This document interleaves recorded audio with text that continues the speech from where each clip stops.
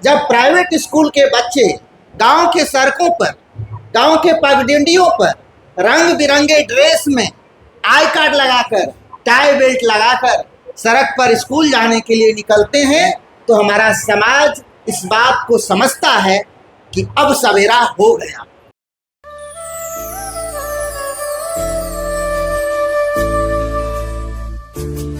Good morning Madhubani, Madhubani news के खास show good morning Madhubani में स्वागत है। मैं विक्रम भगत नागवंशी उपस्थित हो चुका हूं।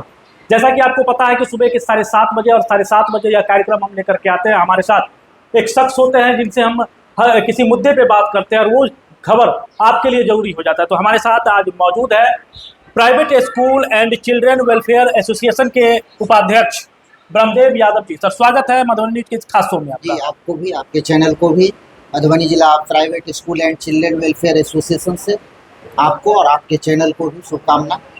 सर, हम पहला सवाल लेना चाहेंगे कि जिस तरह से सरकार भी सरकारी विद्यालय को लेकर के पूरी तरह से सख्त है और अपार कार्ड जो बनाया जा रहा है, तो ऐसे में नहीं लगता है आपको कि प्राइवेट स्कूल पर इसका असर सीधे तौर पर पड़ेगा?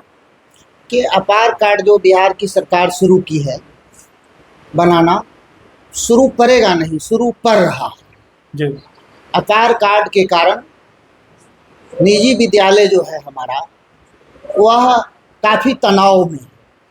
अपार जो है उसमें स्पष्ट आदेश है, चाहे वह कार्ड सरकार बनावे या निजी स्कूल बनावे, लेकिन उसमें पेरेंट्स की सहमति है। बिना पेरेंट्स की सहमति से अपार कार्ड बन ही नहीं सकता। मगर बच्चे प्राइवेट स्कूल में पढ़ रहे हैं और सरकार के जो प्रतिनिधि हैं, चाहे उसके टीचर हैं, टोला मरकज हैं, तालीमी मरकज के टोला सेवक हैं, तालीमी मरकज के लोग हैं, वह मोहल्ला में आधार कार्ड वसूल रहे हैं और ड्रेस का लोभ देकर, पोशाक राशि का लोभ देकर, छात्रवृत्ति योजना का लोभ दिखाकर वह बच्चों का नामांकन करा रहे हैं और अपार बना रहे हैं। बेसिकली बच्चा तो पढ़ रहा है प्राइवेट स्कूल में, तो इसको लेकर सरकारी विद्यालय और निजी विद्यालय के बीच एक खाई पैदा हुई है और यह खाई सरकार और सरकार का शिक्षा विभाग जानबूझ करके पैदा किया। जहाँ तक अपार की बात है, यह कोई बहुत अनिवार्य भी नहीं है। अंडर एज 14 साल तक के बच्चों को हम अपार बना ही लेंगे, यह कोई ज़रूरी नहीं है, न एग्जामिनेशन फॉर्म भरने के लिए, न किसी रजिस्ट्रेशन के लिए। सरकार ने यह योजना लाई है बच्चों को योजना देने के लिए। सवाल है कि दो बातें यहाँ आ रही है कि सरकारी स्कूल में बहुत सारे योजनाएं हैं, स्कॉलरशिप है, एमडीएम है, ड्रेस है, साइकिल है, बहुत सारे खर्च वहाँ किए जा रहे हैं। सरकार गुणवत्तापूर्ण शिक्षा की भी बात कर रही है, लेकिन मैं आपके माध्यम से, आपके मधुबनी न्यूज के माध्यम से आम जन को मैं बताना चाहता हूँ, क्योंकि आपका यह कार्यक्रम प्रातः बेला का है, सुबह का है, तो एक बात तो यह समाज भी जानता है कि हमारे देश में, बिहार ही नहीं पूरे देश में अगर शिक्षा की बात हो तो प्राइवेट स्कूल सूर्योदय होने का प्रमाण देता है। जब प्राइवेट स्कूल के बच्चे गांव के सड़कों पर, गांव के पगडंडियों पर रंग बिरंगे ड्रेस में आई कार्ड लगाकर, टाई बेल्ट लगाकर सड़क पर स्कूल जाने के लिए निकलते हैं, तो हमारा समाज इस बात को समझता है कि अब सवेरा हो गया। अब सवेरा हो गया। सर, आपने बात किया अपार कार्ड को लेकर के, हम जानना चाहेंगे कि सरकार लगातार वैकेंसियां निकाल रही है, शिक्षकों की भर्ती कर रहे हैं, योजनाएं दे रहे हैं। आपने बात किया कि एमडीएम से लेकर के पोशाक, छात्रवृत्ति, सभी प्रकार की योजनाएं। क्या लगता है कि सरकारी स्कूल में अब भी वो शिक्षा का स्तर नीचे है? मैं पुनः दोहरा रहा हूँ, गुणवत्तापूर्ण शिक्षा की बात लगातार सरकार और उनके मुलाजिम, उनके पदाधिकारी कर रहे हैं। सरकार की एक अच्छी पहल है कि विभिन्न प्रकार की व्यवस्थाएं विद्यालय में की गई है। सरकारी विद्यालय में पढ़ाई के लिए ड्रेस हो, पोशाक हो, स्मार्ट बोर्ड हो, अब तो म्यूजिकल इंस्ट्रूमेंट भी दिए जा रहे हैं। जैसे हम प्राइवेट स्कूल वाले इवेंट करते हैं, परीक्षा फल का वितरण आयोजन के तरीके से समारोह के रूप में करते हैं, हम म्यूजिकल कार्यक्रम करते हैं, हम साल में एनुअल डे मनाते हैं।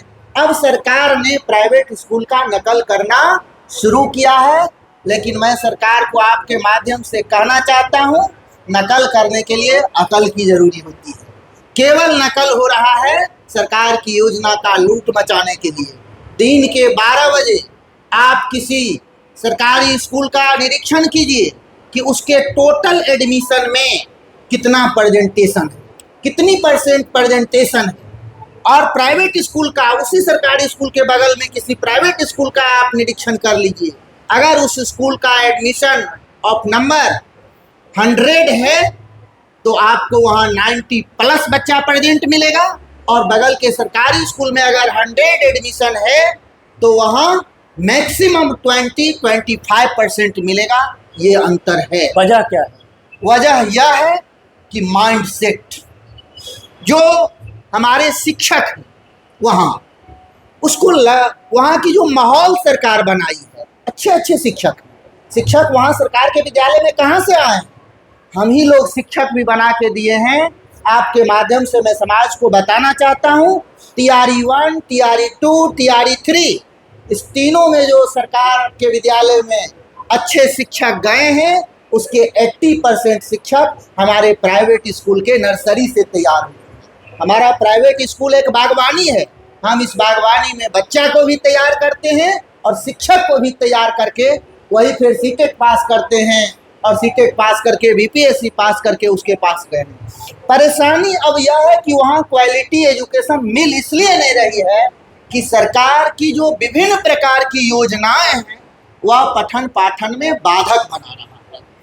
अभी पत्रकार महोदय आप बताइए कि एक क्लास में, एक रूम में पढ़ाई होगा और बगल के रूम में दाल छौंकाएगा, खिचड़ी बनेगा, तो बच्चा का ध्यान किताब पर से खिचड़ी के तरफ आकृष्ट होगा। वहाँ हम उम्मीद करते हैं कि गुणवत्तापूर्ण शिक्षा होगा। तो ये मुझे लगता है सरकार को सोच में बदलाव लाना पड़ेगा। कहीं ना कहीं एक सच्चाई यह भी है, प्राइवेट स्कूल में आज भी ऐसे स्कूल है प्राइवेट जहाँ पर जो बच्चियाँ इंटर कर लेती है, मैट्रिक कर लेती है, वैसे बच्चियों को पढ़ाने के लिए लगा दिया जाता है। यह सच्चाई है सर? जी, मैं इसे स्वीकार भी करता हूँ, और मेरे समझ से, और कहा जाए तो शोषण, ये कोई गलत भी नहीं है। हाँ, हमारा प्राइवेट स्कूल इस बात का ख्याल जरूर रखता है कि अंडर एज को हम न रखें, इंटर पास टीचर को हम निजी विद्यालय में नहीं रखें, ये कहीं से कानून नहीं। यह जरूर है कि 18 साल से कम उम्र के लोगों से काम नहीं लेना है, उसे पढ़वाना भी नहीं है, उसे किसी भी प्रकार की काम नहीं लेना है। 18 साल से कम उम्र के जो इंटर पास लोग हैं उसको निजी विद्यालय में शिक्षक नहीं रखा जाए, उसके लिए हमारा संगठन लगातार विद्यालय को सूचित करता है। हम लोग तो समय समय पर निरीक्षण भी करते हैं। DLED तो होना चाहिए। आप देखिए, अगर वह व्यक्ति DLED कर लेगा तो हमारे प्राइवेट स्कूल में क्यों बैठा रहेगा, क्योंकि सरकार बहाली भी कर रही है। अब बात आई, आप ही के शब्दों में मैं कह रहा हूँ कि केवल वह DLED कर लेगा इंटर पास करके और सरकार के स्कूल में पढ़ाने चल जाएगा, तो क्या वह गुणवत्तापूर्ण शिक्षा दे पाएगा? मैं पहले ही आपको दोहरा रहा हूँ कि ट्रेंड टीचर रखना जरूरी है, लेकिन वह व्यक्ति DLED करना चाहता है इंटर पास करके, कोई हमारे समाज के बच्चा, और उसके पास पैसा नहीं है तो DLED करेगा कैसे? हम वैसे बच्चों को ढूंढ करके लाते हैं जो अच्छी शिक्षा दे सकते हैं। हम उसे पार्ट टाइम काम ले करके उसको कुछ पैसा देते हैं, उस पैसा से वह जीविकोपार्जन के साथ साथ कुछ पैसा जमा करके अपना भी ट्यूशन करता है, DLED भी करता है, और जब 2-4-5 साल हमारे यहाँ दक्ष हो जाता है, तैयार हो जाता है, पूर्ण रूपेण शिक्षक हो जाता है, तो हमारे यही शिक्षक सरकार के विद्यालय में सेवा देने चले जाते हैं। ट्रेंड रखना चाहिए, इसको मैं स्वीकार करता हूँ, लेकिन अगर कोई बच्चा इंटर पास किया है और उसको उच्च शिक्षा ग्रहण करने के लिए पैसे नहीं हैं तो वह क्या करेगा बताइए? वह होटल में काम करेगा, दुकान में काम करेगा, भीख मांगेगा? नहीं मांगेगा। इसलिए वह हमारे विद्यालय में आते हैं। हम समाज के एक सजग प्रहरी हैं, शिक्षक हैं, तब निजी विद्यालय के संचालक हैं। ये हमारी ड्यूटी है, हम उस ड्यूटी को निभाते हैं। चलिए ब्रह्मदेव जी, आप वक्ता भी बहुत अच्छे हैं, हमारे सवालों का बहुत ही बेहतरीन तरीका से आपने जवाब दिया। आने वाले समय में क्या लग रहा है भविष्य, सरकारी और प्राइवेट तो क्या कैसे कैलकुलेट कर पाएंगे? देखिए, दोनों का एक ही मकसद है, शिक्षा देना। आरटीई में, शिक्षा के अधिकार अधिनियम में कहीं से निजी विद्यालय अलग है और सरकारी विद्यालय अलग है, इसकी कोई व्याख्या नहीं है। शिक्षा जो एक अधिकार है लोगों का, हमारा संविधान और शिक्षा का अधिकार अधिनियम दोनों एक ही बात कहता है कि 14 साल तक के बच्चे को शिक्षा लेना अधिकार है। अंतर यह है कि वह गवर्नमेंट फिनांस इंस्टीट्यूट है और हमारा सेल्फ फिनांस इंस्टीट्यूट है।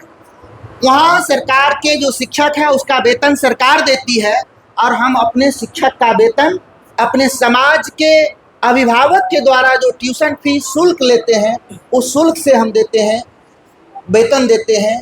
इतना ही अंतर है, लेकिन शिक्षा दोनों देता है।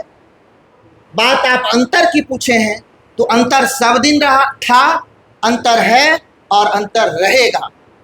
सरकार अंतर नहीं कर रही है, अंतर सरकार की व्यवस्था कर रही है। मुझे लगता है सरकार अगर व्यवस्था, आपके माध्यम से मैं कहना चाहता हूँ, मैं भले ही प्राइवेट स्कूल एसोसिएशन का उपाध्यक्ष हूँ, लेकिन सरकार को अपने सरकारी विद्यालय में 100% गुणवत्तापूर्ण शिक्षा लाना है तो एकमात्र कानून है, वह एकमात्र कानून है कि यह नियम बनावे कि सरकार के तमाम शिक्षक अपने बच्चे को जिस स्कूल में हम पढ़ाते हैं, अब तो ट्रांसफ़र भी कर दिया है कि आप घर के करीब चले जाइए, आपको ट्रांसफ़र की व्यवस्था मिला है कि घर के करीब चले जाइए, तो यह नियम बने कि सरकारी विद्यालय के शिक्षक अपने बच्चे को वह जिस विद्यालय में पढ़ते हैं पढ़ाते हैं उस विद्यालय में पढ़ावे, या उनका स्कूल दूर है तो अपने घर के बगल में। कुल मिलाकर सरकार के शिक्षक अपने बच्चे को सरकारी विद्यालय में 14 साल तक पढ़ावे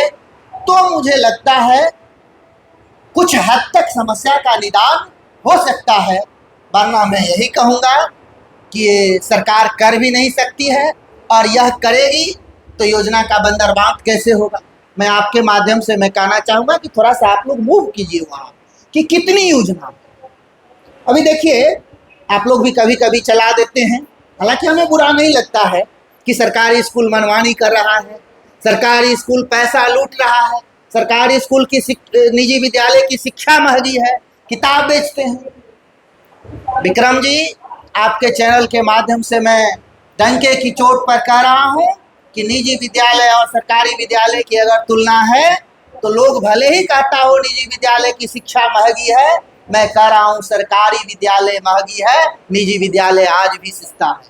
अगर किसी सरकारी विद्यालय में 8 टीचर है तो उस 8 टीचर का वेतन, उस विद्यालय का एमडीएम का खर्चा, पोशाक की राशि, छात्रवृत्ति की राशि, 1 साल का बजट जोड़ लीजिए और 100 बच्चा उस विद्यालय में नामांकित है तो उसको निकाल लीजिए रेशियो कि एक बच्चा पर सरकार को कितना खर्चा पड़ रहा है। हमारा निजी विद्यालय कितना भी महंगा है तो एक बच्चा को 1 से 1.25 लाख में 1 साल में पढ़ा रहा है, मीडियम क्लास का। हम पटना की बड़ी स्कूल की बात नहीं कर रहे हैं, दिल्ली की बड़ी स्कूल की बात नहीं कर रहे हैं, लेकिन सुदूर ग्रामीण क्षेत्रों में जो हमारा निजी विद्यालय है कितना भी महंगा है तो 1 से 1.25 लाख के बजट में बच्चा को शिक्षा दे रहा है, और सरकारी स्कूल में तो एक बच्चा पर उससे ज़्यादा सरकार खर्च कर रही है। आप रिजल्ट बता दीजिए ना, आपका रिजल्ट कहाँ है, आप किस क्षेत्र में रिजल्ट दे रहे हैं।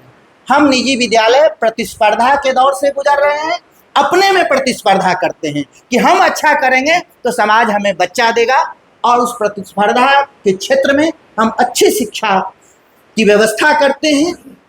कुल मिलाकर आपके माध्यम से मैं सरकारी विद्यालय के शिक्षक को मैं यह संदेश जरूर दूंगा कि आप शिक्षक हैं, आपसे उम्मीद हम करेंगे कि आपके यहाँ जो भी बच्चे जाते हैं उनकी अच्छी शिक्षा देना आप सुनिश्चित करें, यह मेरा विश्वास है।